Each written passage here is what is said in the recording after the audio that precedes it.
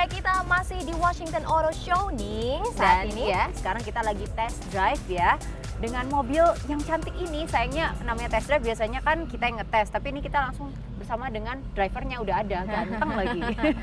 Nah ini ya, memang mobil-mobil seperti ini yang jadi trennya zaman sekarang pemirsa, kecil dan juga hemat bahan bakar, jadinya hemat uang ya pastinya, dan juga ramah lingkungan. Langsung bawa pulang sama masnya juga ya.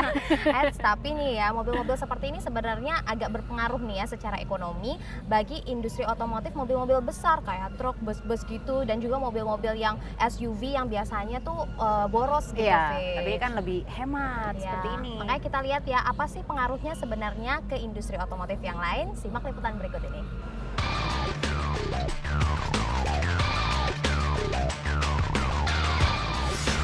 Mobil-mobil ramah lingkungan semakin berjaya di pasar Amerika. Mobil hibrida listrik dan BBM Prius misalnya merupakan salah satu model terpopuler produksi Toyota. The Prius has done really well. We expect our sales this year to grow incrementally as far as Prius is concerned, because we're growing basically from one Prius model to a family of 4 vehicles. Pada North American International Auto Show di Detroit Januari lalu, Toyota meluncurkan Prius seri C yang mencerminkan keinginan konsumen pasca resesi akan mobil yang makin irit. The recession certainly hit all models. Now we're starting to see a lot of people come back to the market, including for new technologies like hybrids and so forth. Hampir semua produsen mobil, dari yang murah hingga lux, berlomba-lomba memasarkan model hemat BBM. Contohnya, General Motors. Setelah meluncurkan mobil listrik Volt 2 tahun lalu, perusahaan ini memusatkan perhatian pada mobil hemat energi. Inilah strategi terbaru mereka, mengurangi produksi truk dan SUV yang boros dan menambah produksi mobil hemat energi. The green aspect has been coming along for some time. Naturally, we want to make sure we have alternatives to petroleum as well. Our business doesn't want to be dependent on one particular type of energy source. So it behooves us as a company to make sure we have a lot of offerings and that we can ride out the instability of petroleum pricing. Popularitas mobil irit BBM membentuk tren baru dalam industri otomotif Amerika. Prospek pasar ini membuat optimis sejumlah pelaku bisnis yang berharap dibukanya kembali sejumlah pabrik yang ditutup, terciptanya lapangan kerja bagi puluhan ribu orang yang menganggur, dan alokasi bagi pegawai yang terancam kena PHK. Seperti Nicole yang sudah bekerja 15 tahun di bidang karoseri truk. Although I am losing my job as a union member, I'm just still one piece of that pie. And I definitely believe that we're going in the right direction with the leadership that we have in place. Nicole dan ribuan rekannya berharap industri mobil ramah lingkungan bisa menyelamatkan mereka dari ketidakpastian masa depan.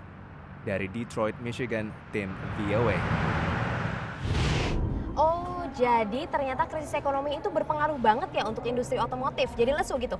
Harusnya sih seperti itu, tapi ternyata malah krisis ekonomi dunia itu tidak berpengaruh pada penjualan mobil-mobil super duper mewah.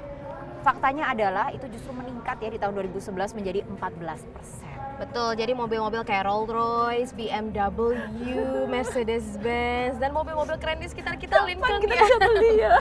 Sabar ya, pemirsa penasaran kenapa sih bisa begitu? Saya juga penasaran, makanya simak yang satu ini.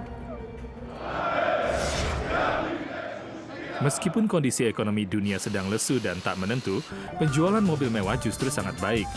Rolls-Royce berhasil menjual lebih dari 3.500 model super mewah tahun lalu, seperti Phantom Coupe, seharga $450.000 ini. Peningkatan penjualan tercatat sebesar 31%, terbesar sepanjang 107 tahun sejarah perusahaan otomotif Inggris ini. We have seen growth in all our markets worldwide, but particularly in the Asian markets and also in the United States. Both are our biggest markets worldwide. Tahun 2011 juga menjadi rekor penjualan bagi produsen mobil Jerman BMW.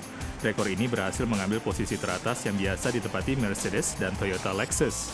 We did nearly 250,000 BMWs in the US, and it was a great year, and it's because we had a lot of new models, and people are very happy with our latest lineup. Pertumbuhan angka penjualan mobil mewah terjadi di seluruh dunia. Di Eropa, angka penjualan di Jerman dan Rusia bertambah 2 kali lipat. Di Asia Pasifik naik 47%, dan di Timur Tengah penjualan mobil mewah naik 23%. Permintaan yang besar ini berasal dari orang yang baru saja sukses dan mereka yang sangat menghargai keindahan desain mobil. Many of our customers had been very successful in their particular business, and for that reason they have rewarded themselves with, you can say, a nice reward for us achieving certain targets they have set themselves.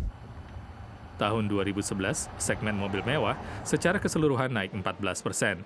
Industri otomotif memprediksi akan ada kenaikan angka penjualan lagi di tahun 2012 sebesar 8%, 2 kali lipat lebih cepat dari penjualan mobil secara umum. Dari Washington DC, tim VOA. Kapan ya saya bisa beli mobil gitu? Sabar ya, nggak apa-apa Vici, bagus. Kamu sekarang punya target baru, tidak hanya mencari pacar baru, tapi mobil baru dong. Iya, benar juga. Amin. Oke deh, kita akan melihat lagi ya mobil-mobil mewah di sekeliling Pastinya. kita. Kali-kali aja ada mobil yang saya taksir nih, bisa saya bawa pulang, nggak cuma cowok aja, ya nggak sih? Ya, Kita tetap akan ya. kembali lagi dengan info-info menarik, jadi tetap di dunia kita.